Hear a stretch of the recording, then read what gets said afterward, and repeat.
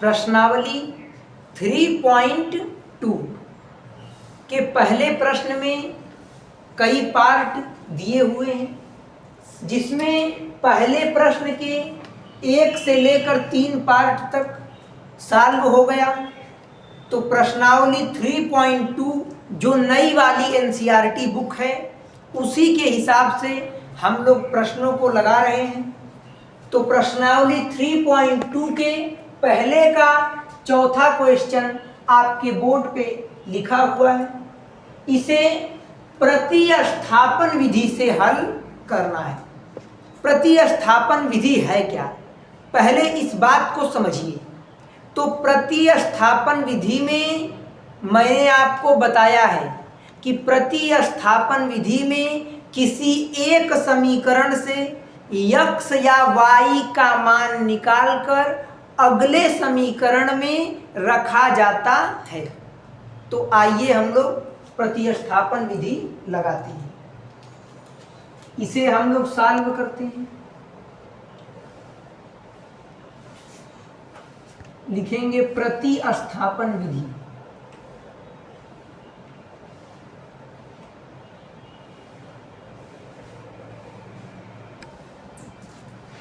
प्रतिस्थापन विधि।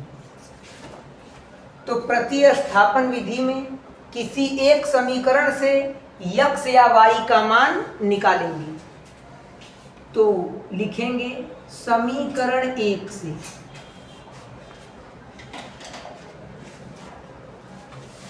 समीकरण 1 क्या है? समीकरण 1 है ये पहला वाला है समीकरण नंबर 1 और दूसरा वाला है समीकरण नंबर 2। तो समीकरण 1 से समीकरण 1 है 0.2x प्लस 0.3y बराबर 1.3।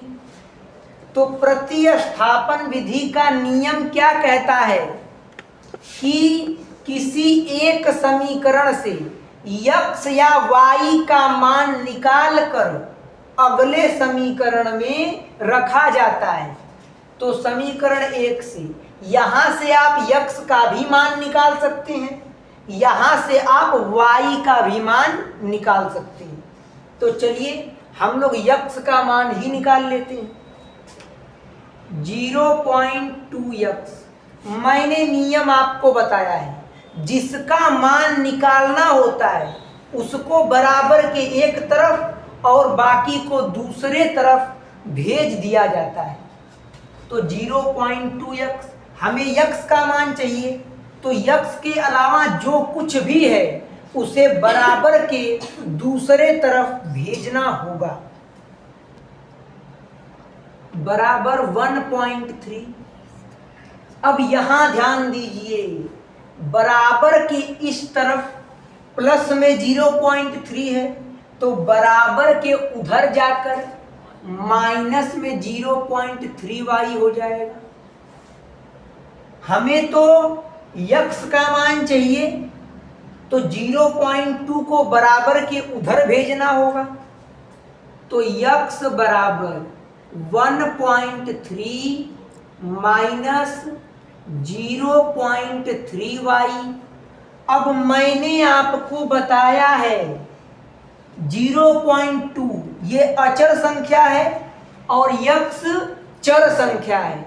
अगर एक चर संख्या और एक अचर संख्या के बीच कोई चिन्ह नहीं दिया है तो हमेशा गुणा का चिन्ह माना जाता है। अगर ये इधर गुणा कर रहा है तो बराबर के दूसरे तरफ जाके क्या करेगा, भाग करेगा। 0.2 क्लियर सभी को? अब x का मान निकल गया। अब मेरी बात को याद कीजिए, मैंने बताया है कि प्रतिस्थापन विधि में किसी एक समीकरण से x या y का मान निकालकर अगले समीकरण में रखा जाता है। तो आपने समीकरण 1 से x का मान निकाल लिया, अब इसे समीकरण 2 में आप रखेंगे। तो यहाँ आप लिखेंगे x का मान समीकरण 2 में रखने पर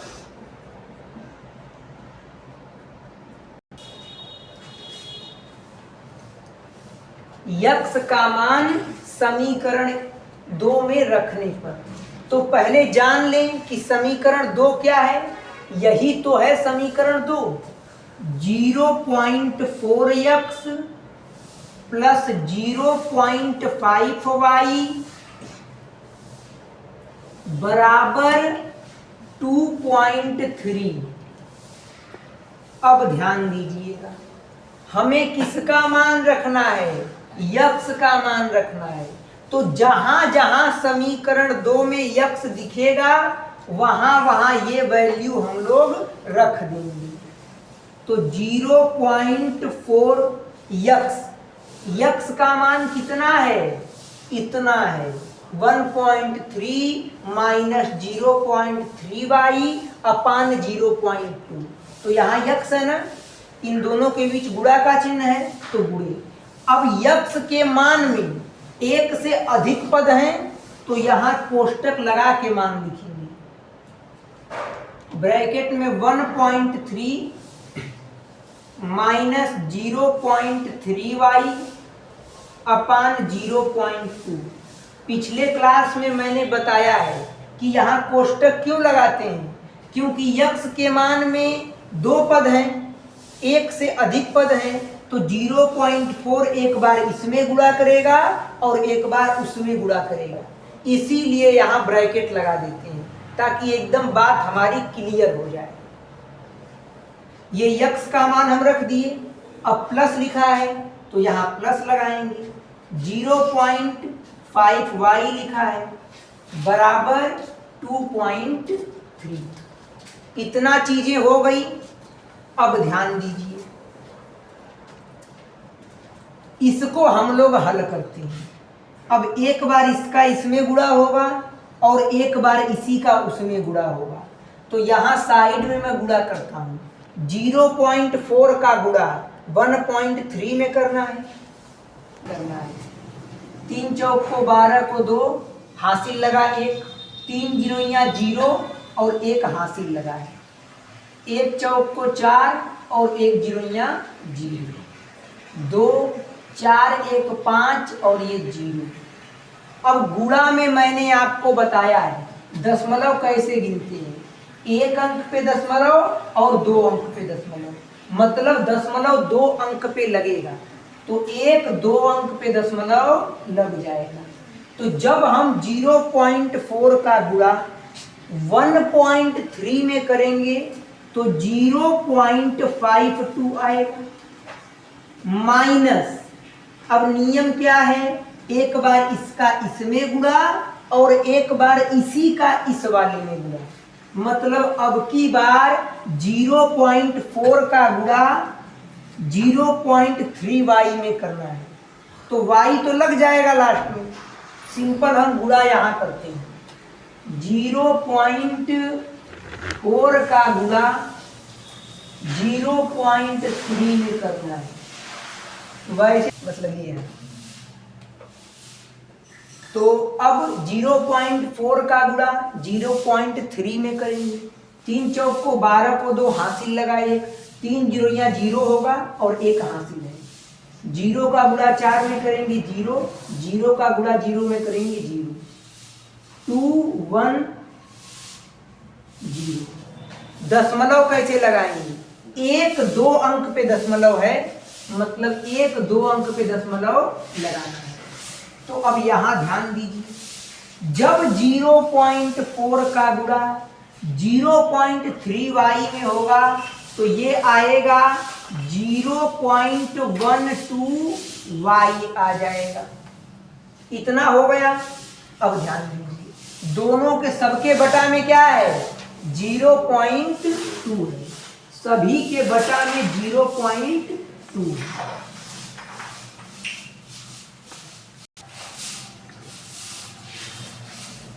अब सबके बटा में 0.2 हो गया, प्लस में क्या लिखा है, 0.5y बराबर 2.3। अब ये तो गुणा है, गुणा तो आप करना जानते ही हैं, ये तो रफ कार्य है, तो इसे मैं इरेज कर देता हूँ, ये इरेज हो गया। अब नीचे जगह नहीं है तो हम लोग बगल में इसे सॉल्व कर लेते हैं।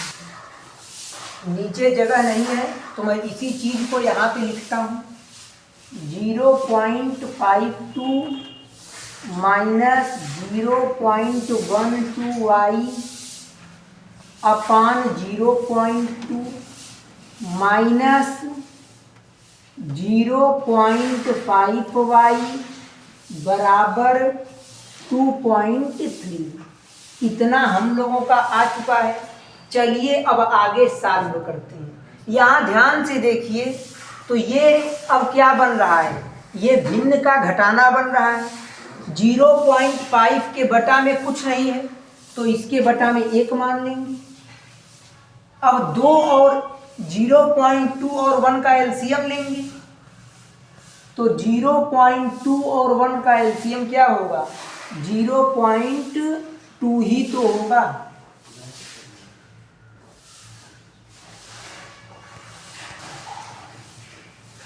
इसका एलसीएम लेना है, यहाँ पे प्लस है।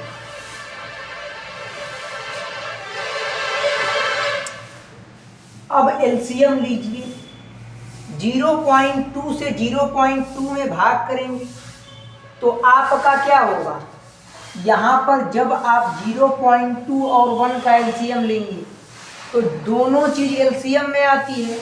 0.2 भी एलसीएम में आएगा और 1 भी एलसीएम में आएगा।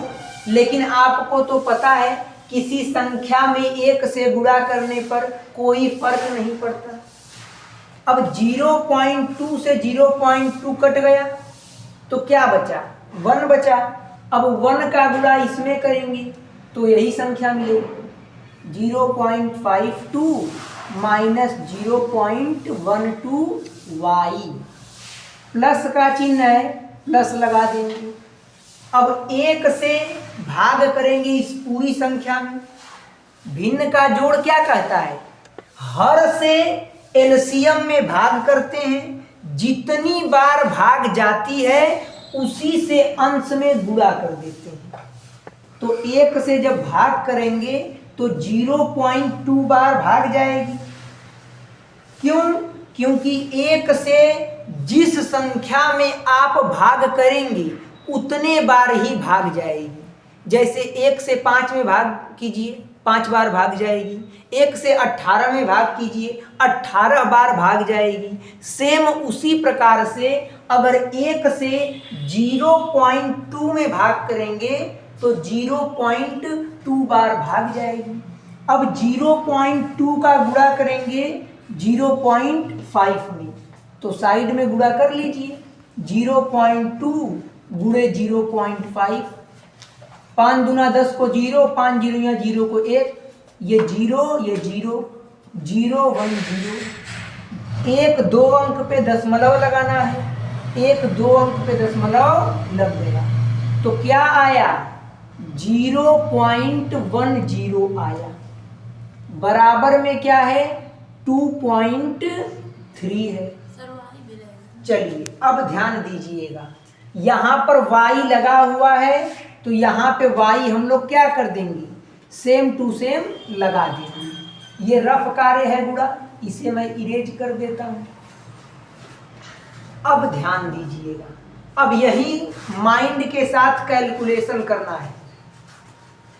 ये 0.52 माइनस, अब ये भी y ये भी y, तो ये आपस में जुड़ेंगे घटेंगे तो क्या लिखा है, ध्यान दीजिएगा, 0.12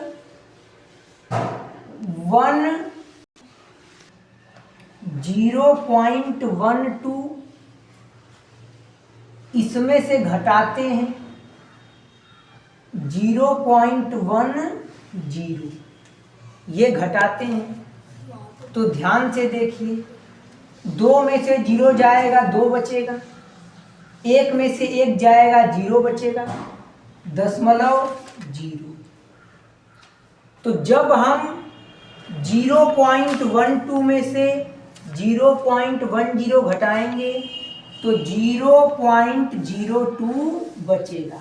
अब ध्यान दीजिएगा, चूंकि 0.12 बड़ा है इसीलिए यहां माइनस का चिन्ह लगा है, इसीलिए यहां माइनस का चिन्ह लगा है। अपान 1 से गुणा करेंगे 0.2 में तो 0.2 आएगा। बराबर में क्या लिखा है? बराबर में लिखा है 2.3। चलिए, अब हम लोगों को पता है नियम क्या कहता है कि अब ये बराबर के इस तरफ भाग कर रहा है तो उधर जाके ये गुणा करेगा। तो आइए गुणा करते हैं साइड में।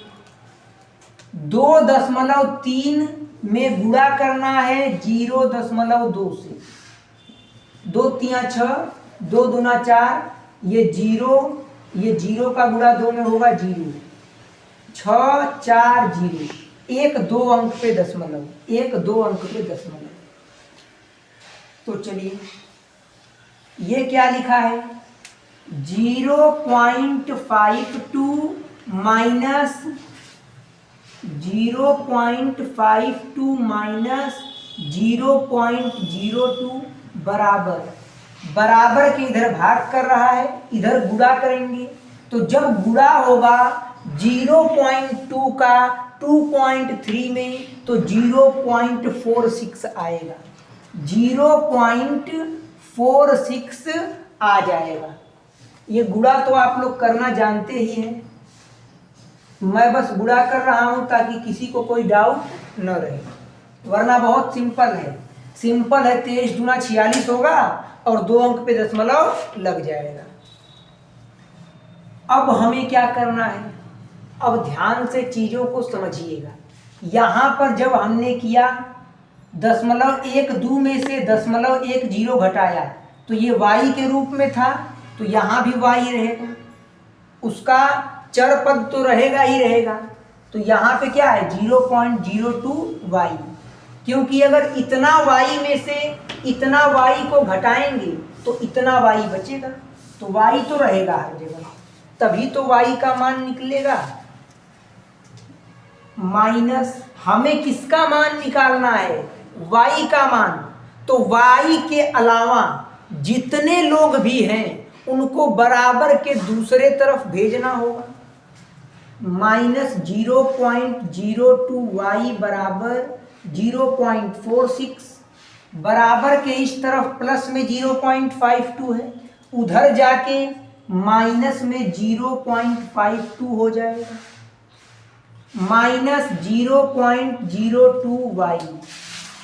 अब देखिए ये 52 पैसा है और ये 46 पैसा है, तो 52 पैसा बड़ा होता है ना, तो हम क्या करेंगे? इस 52 पैसे में से 46 पैसे को घटाएंगे तो 0.52 में से 0.46 घटा लीजिए, 12 में से 6 गया 6, हासिल दिया 4 हो गया 0 दशमलव, क्या बचा?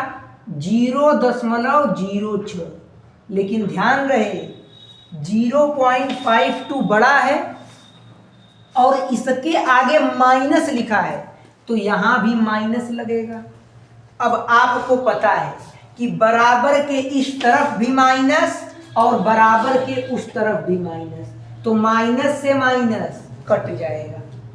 हमें तो y का मान चाहिए, तो y बराबर y इक्वल टू ये 0.06, ये 0.02 y में गुणा कर रहा है तो बराबर के उधर जाकर ये भाग करेगा 0.02।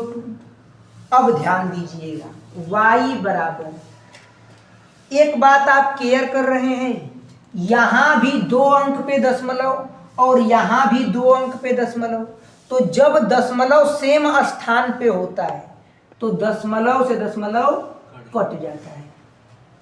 तो 006 का मतलब क्या है? 6 रुपया, और 002 का मतलब क्या है? 2 रुपया। तो 2 1 कम 2, 2 3 6, y का मान कितना आ गया, 3 आ गया। अब हम लोग y का मान दोनों में से किसी एक समीकरण में रखेंगे तो x का मान निकल जाएगा। ये बहुत इंपॉर्टेंट क्वेश्चन है, थोड़ा डिफिकल्ट लग रहा है लेकिन ऐसे ही क्वेश्चन एग्जाम में आते हैं और मैंने इसे बिल्कुल बेसिक से बताया है आपको। तो मैं बगल में सॉल्व कर देता हूं।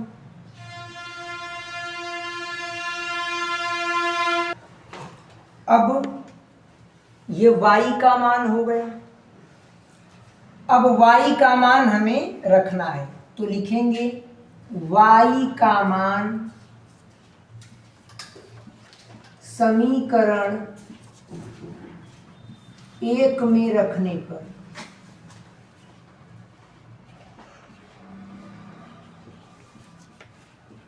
समीकरण 1 क्या है, ये है 0.2x प्लस 0.3y बराबर 1.3। y का मान रखेंगे तो अपने आप x का मान आ जाएगा 0.2x प्लस 0.3। इन दोनों के बीच गुणा का चिन्ह है। y का मान हम लोग कितना निकाले हैं, 3, तो y के जगह 3 रख देंगे बराबर 1.3। 0.2x प्लस 3 3 9, ये 0.9 हो जाएगा बराबर 1.3। 0.2x बराबर 1.3 बराबर के उधर जाएगा तो -0.9 हो जाएगा। 0.2x बराबर 1.3 में से 0.9 घटाइए, आइए घटा के देखते हैं। 1.3 माइनस 0.9, अब 13 में से 9 जाएगा, 4 बचेगा, ये 1 हासिल दिया, ये 0 हो जाएगा। 0.4 क्या बचा, 0.4 बचा हुआ है, 0.4। x बराबर 0.4, 0.2 इसमें गुणा कर रहा है तो इधर आके भाग करेगा 0.2। दशमलव सेम स्थान पे है, दशमलव कट गया, 2 1 कम 2, 2 दूना 4, x का मान 2 आ गया। और आपको पता है कि हमारा x का मान 2 आया है और y का मान 4 आया है, और हमें प्रश्न में y का मान हम लोगों का 3 आया है। हमें पता है कि x का मान 2 आया है और y का मान 3 आया है, और हमें x और y का मान ही तो निकालना था। तो क्वेश्चन में दशमलव से बिल्कुल नहीं डरना है, क्वेश्चन बहुत ही आसान है, आप इसे नोट कर लीजिए।